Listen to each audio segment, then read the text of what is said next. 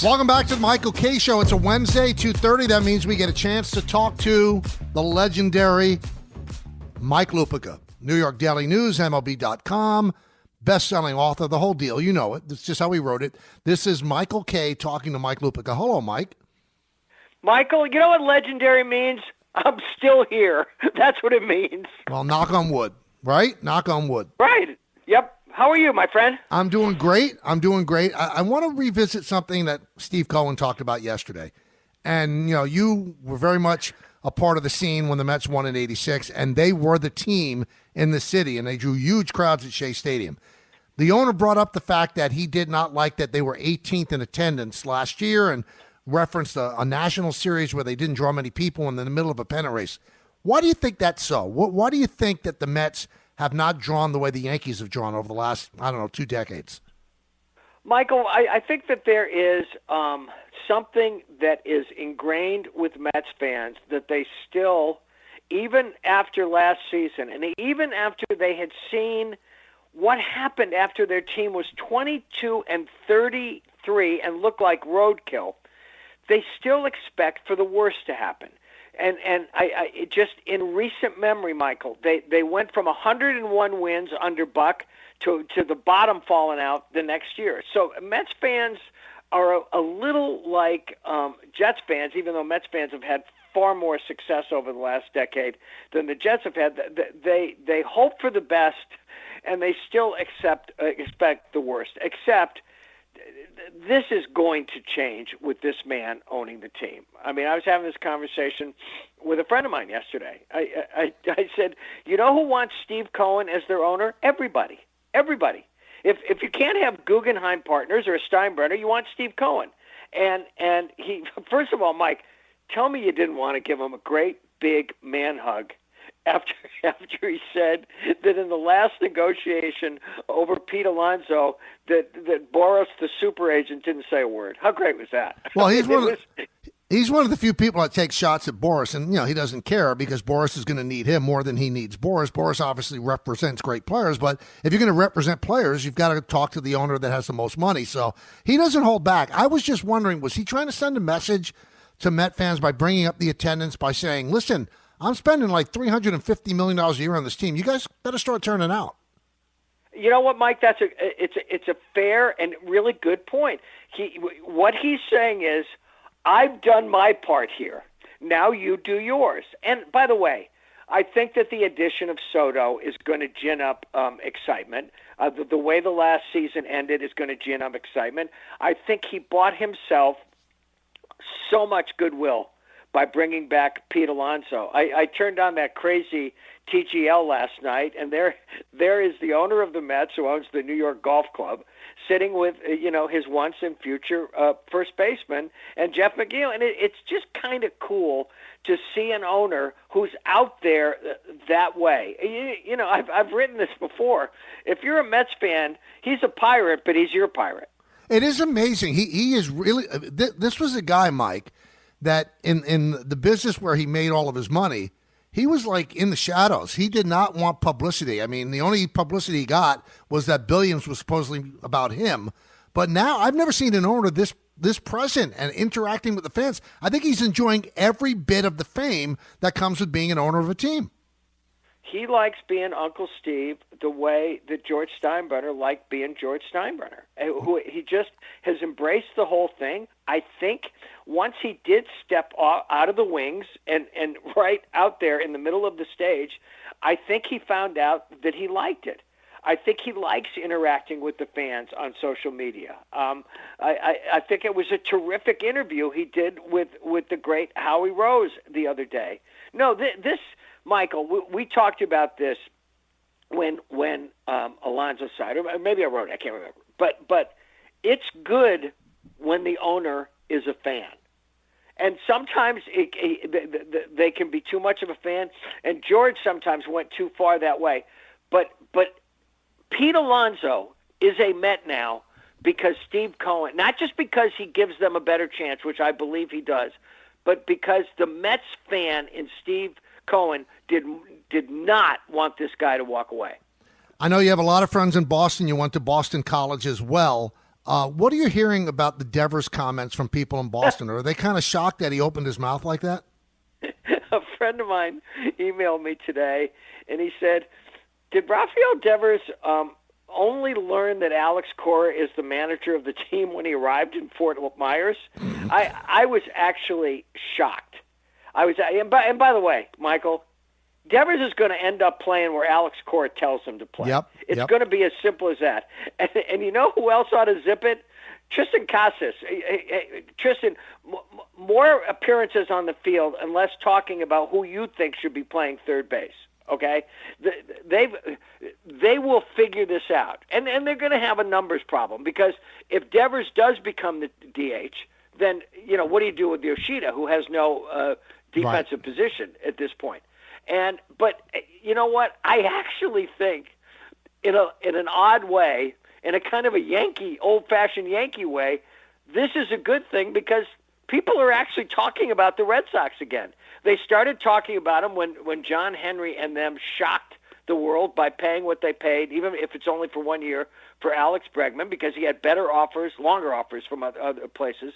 But, Michael, I believe that the Red Sox are going to be the biggest threat to the Yankees in the American League East this year. I with the addition of Crochet, with the addition of Buehler, what we saw from Jaron Duran, who's just a streak of light on the baseball field, the kid in center field, Zidane, I think they have a chance to be a really good story. I'm not sold on the Orioles at all. The Orioles are going to have to show me that they're once again going in the right direction. Michael, and the baseball fan in me and the baseball fan in you has to know how great it would be to have another rip-roaring Yankee Red Sox summer. Which leads me into what I said at the start of the show. A couple of days ago when Soto met with the media, he said he signed with the Mets because they have a better chance to go to the World Series than the Yankees. And, the Mets and the Yankees, when you look at the projection systems, they're remarkably even, Mike. But in terms of who has a better, easier path to the World Series, I don't know what Soto's thinking. The Yankees do. The Mets, the National League is a minefield. Their division is minefield. But listen, but my thing on that, Michael, is what else are you going to say? The Mets did play the Dodgers a tougher series in the NLCS than the Yankees played them in the World Series. That's just simple math. They went 6 games. Yeah, but the Dodgers had much bigger numbers against the Mets in the 6th inning. Yankees and the Dodgers were remarkably even in every category. Well, yeah, but after Freeman had the home run, Michael, the Yankees also nearly got swept, too. Right. And so, listen, the fact is the Mets ended up 2 victories shy of going to the World Series, and the Yankees ended up 3 wins shy. And by the way, it's not exactly as if they had to work. The Yankees had to work their way through a minefield to get to the World Series last year, because for the Yankees to get 2 teams from the American League Central, what Yankee fan wouldn't have signed up for that at the beginning of the year? But those comments, I love that Judge kind of went back at him. I love that Judge informed the world that he couldn't get a hold of him. And listen, the first Subway Series game this year at Yankee Stadium is going to be great, Mike, because Yankee fans, they don't even have to have long memories. All they have to remember is Juan Soto basically sitting in front of his locker after they'd lost Game 5. And by the way, after they'd lost Game 5 under crushing circumstances, being down 5-0 in Game 5 and everything that happened in the top of the 5th that night, as soon as the game was over, he basically sat in front of his locker and said, I am open for business. Yankee fans are going to remember that. And do you also remember, Mike, that's what Scott does with his clients, because Garrett Cole, when the Astros lost in the World Series, he had a Scott Boras cap on and talked about, he had separated himself from the Astros after that last out. He knew he was gone. So there's no emotion. The way they do it, there's just no emotion attached. No, but I actually think, listen, I love the fact that we got 1 year of Soto hitting in front of Aaron Judge. I love the fact that we now have a year of watching, and a lot of years of watching Francisco Lindor, who I think is the most exciting player in town, hitting in front of Juan Soto. If you are a New York City baseball team, Michael, I tell you this all the time because I get this from my sons. The good old days are now, Michael. The good old days are now in baseball. This is a great time to be a baseball fan. You saw that Hal was willing to step up and not only sign Max Fried to like crazy money, but they've also added 2 former MVPs. And you see what Steve Cohen did with Juan Soto. And it was so clear the longer it went that he was going to get what he wanted. And that's why all this stuff about what a great agent Boros is, Michael, we've talked about this before. You or I could have negotiated that contract. He's coming off the season of his life at Yankee Stadium after he and Judge had those seasons, and he's got 2 New York teams fighting over him. Who couldn't have negotiated? I'm surprised he might have lowballed him. He should have gotten him $800 million.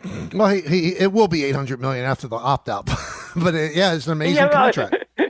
But it's still, again, I'll go back to my original point. If you are a New York baseball fan, not only can you not wait for this season to start, but you can't wait for the first time the Mets play the Yankees. Oh, I think it's gonna be an epic series, and I think that Juan Soto is gonna hear booing like he never heard before in his life. Hey, Mike, tell me this because I'm not even sure. I should know this, but I don't. They're playing 6 games this year, not just 4, right? Yes. Or, am I wrong about that? They're playing 6, right? Yeah, 6 games. Good, fine, bring it on. Final thing, Mitchell Robinson practicing today, so is OG Anunoby. The Knicks are, starting a stretch this week, Chicago, Cleveland, and Boston. I'm excited about seeing the Knicks with Robinson, with Anunoby back. Now their bench doesn't look as weak with Robinson coming off, maybe giving 15 to 20 minutes. What's your take on this Knicks team?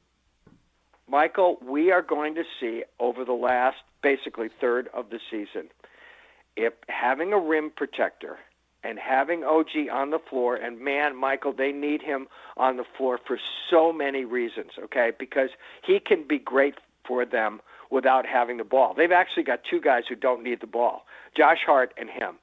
But, Michael, they have got to do 2 things from now until the playoffs if we are going to get the Boston-New York series that we want.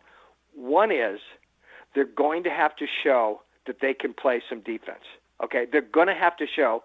And 2, and it can start this weekend, they have to show the Boston Celtics that there's a reason for the Celtics to respect them, because in the 2 games those 2 teams have played this year, the Celtics have been completely dismissive of a really good team and a team we really like around here. But they've got to show us that their 2 best players can get a stop when they need one, because you know how much I love Jalen Brunson. I think he's the most important Knick acquisition since they got Patrick Ewing from Georgetown. And obviously, the Karl Anthony Towns deal has been a home run, Michael, but just defense is not the strong suit for either one of them. So this is going to be a compelling road from now until the playoffs for the Knicks. I can't wait. So 3 big games coming up. Michael, thank you as always. I appreciate having you on. We'll talk to you next Wednesday. Okay, pal. Talk to you next Wednesday.